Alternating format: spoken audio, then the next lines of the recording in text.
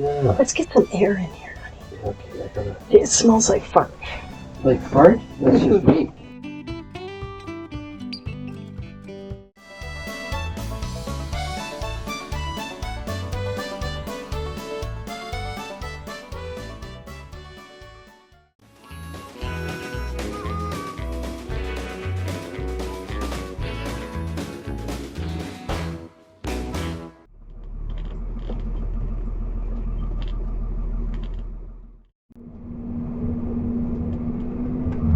There, now I feel better. Good. Here.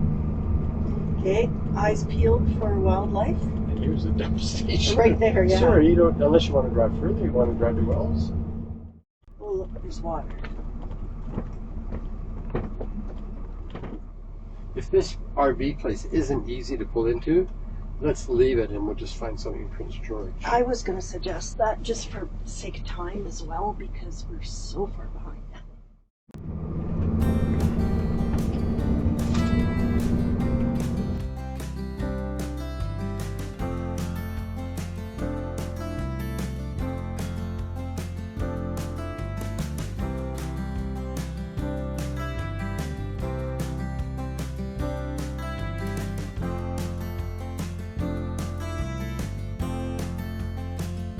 Sorry, buddy. Uh, Sorry. Interesting the way he's dressed. Yeah, the cowboy.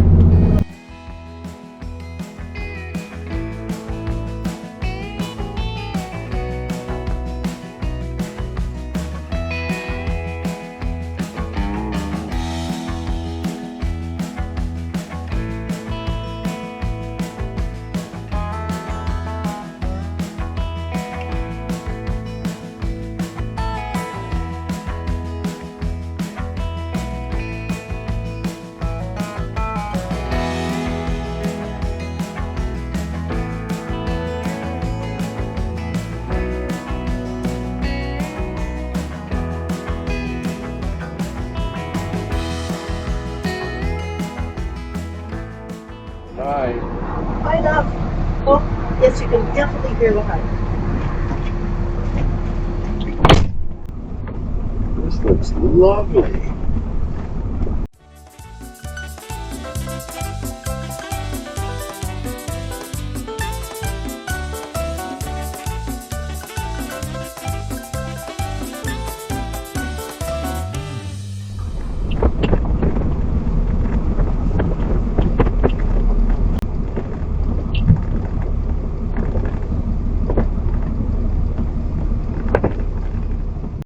Nice. The table's lovely. Yeah. Let's get some air in here, honey. Okay, I gotta... It smells like fart. Like fart?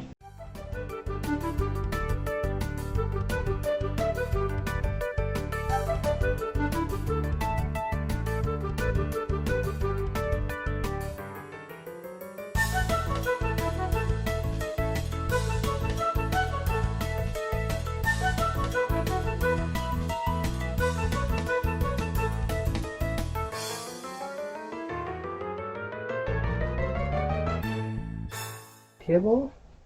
Oh, let's turn off our items here. Okay, in my opinion, this shipping container washroom takes the top award for the best ever RV park washroom. And it's a place where you can freely fart away from your wife. Heated floors. Really? Yeah. I can clean my shoes up before entry. What a nice one. I know. Clean. Oh, good tiles. unbelievable. The little toony slots around. Look how nicely finished it is. I know. Look at that. Isn't that gorgeous? Oh. And heated floor. Yep.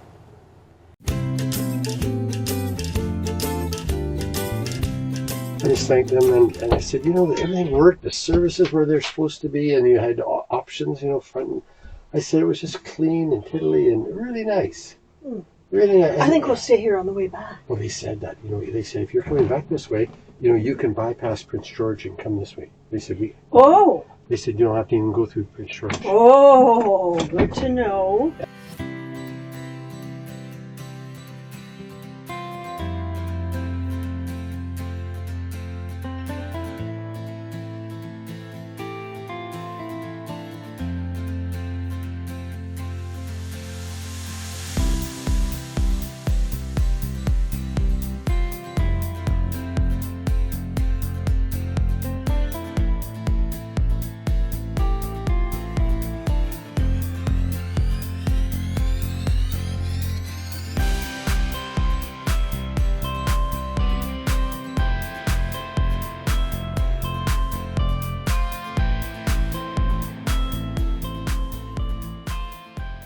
While in Prince George, a person told us there was a fabulous little pizzeria in Vanderhoof that had the best pizza in the north. So of course we had to stop.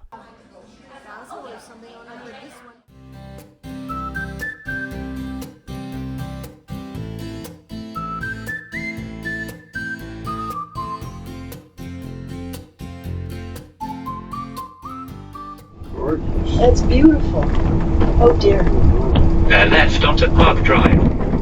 We discovered that this little village of Fraser Lake, with a population of less than 1,000 people, has put together a really beautiful lakeshore park, family-oriented, with RV sites at the far end. Not serviced, but it was just fine for the night. Free of charge, although we did leave a donation, because why wouldn't you? If a village of this size has gone to this trouble to make this beautiful little park available for travelers, well, we were really grateful. The best burger joint in town. And what are you eating? This is licorice fudge. From Barkerville. And apparently it turns your pee black. 5 a.m. Up with the kiddies. Beautiful Fraser Lake.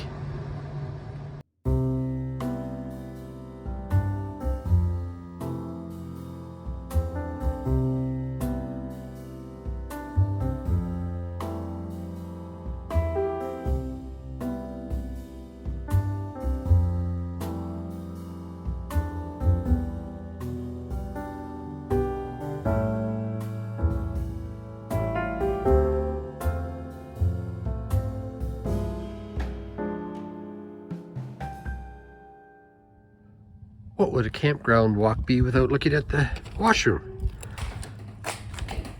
Oh, very nice. Wow. Wow. That says clean and sanitize once per day between 8 and 9:30 a.m. Monday to Friday. Perfect.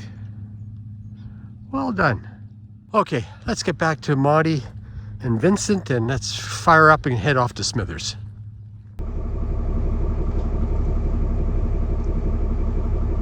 They're on. Oh, Boogie, what's that?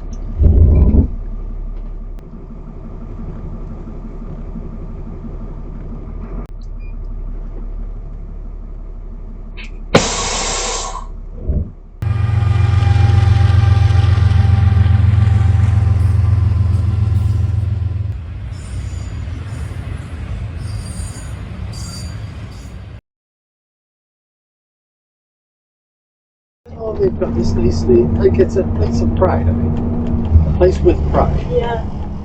As we pressed on to Smithers, there was very little traffic, just the odd vehicle, and the drive was absolutely beautiful.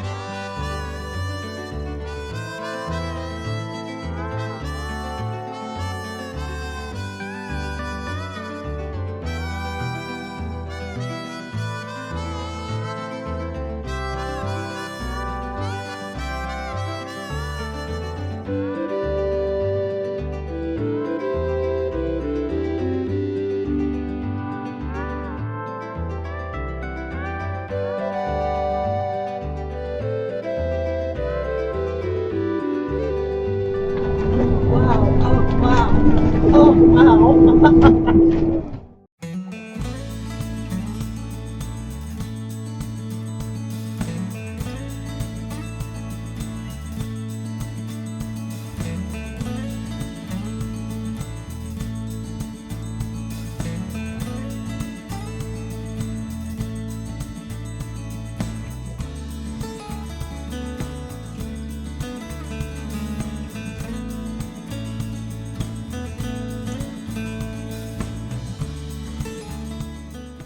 I think a lot of the beauty of RV travel is being able to pull over whenever you're tired or stiff or hungry and just have a rest like we did here. And then in pulled Vincent with our friends Sarah and Ross, and we were soon off to Smithers, the final leg of this part of the journey.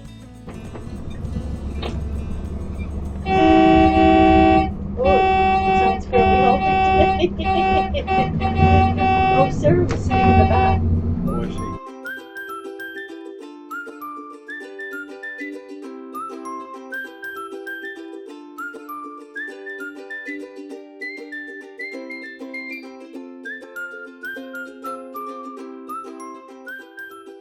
Now you may be saying, what's with this happy, perky music?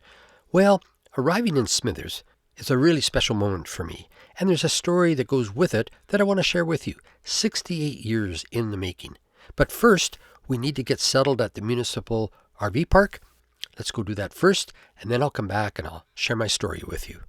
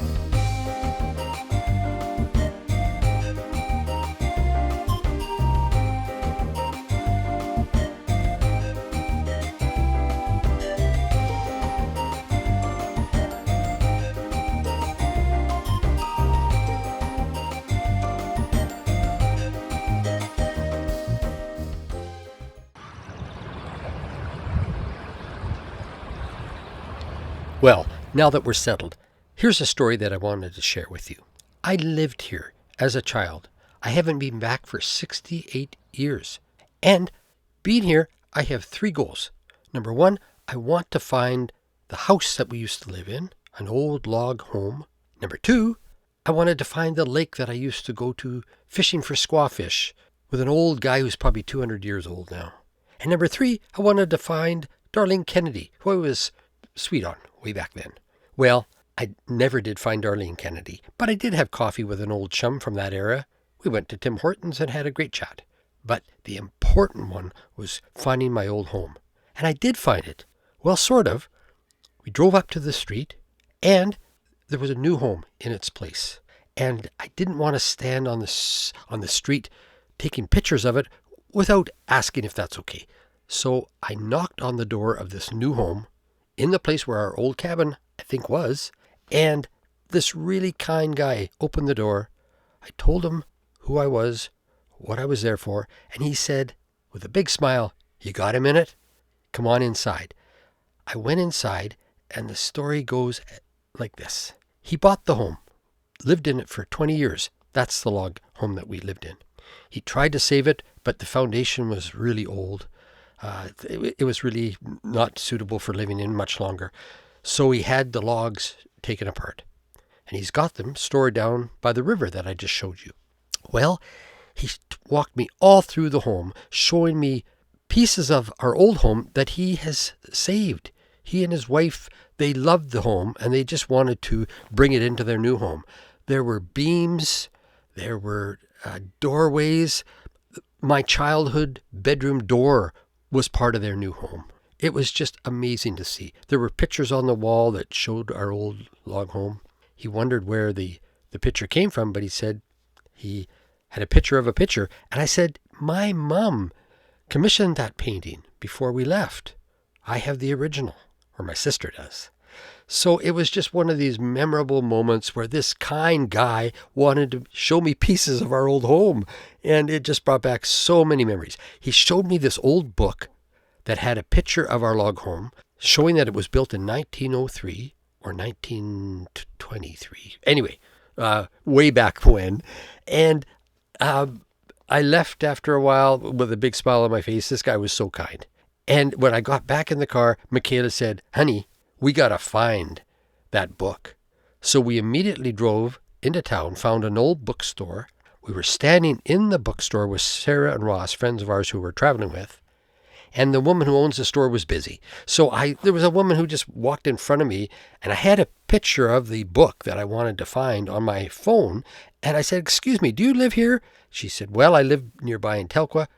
I told her my story, that I'm looking for this book, and she looked at me and she said, I have that book. A friend of mine died and left it to me, and doesn't mean anything to me, but clearly it means something to you. I'll give you the book. So the next day I drove to Telqua. Bye. She lives. We met on the side of the road. She gave me the book, and I gave her a gift that Michaela had bought for her. It was just one of those magical moments. And I mean, this is an old book that we would never have found anywhere. So what are the chances of that happening? So I could peacefully close that chapter of my life, knowing where our log home is. I tried to find the logs, but the place where I think it was, there was a huge bull mastiff dog in front of it, and I didn't want to go any closer. So I just left that part of the memory behind. And the next part of the memory was finding this lake that I was up in the mountains, miles up in the mountains. Well, as a kid, it seemed that way. I found the lake. Yes.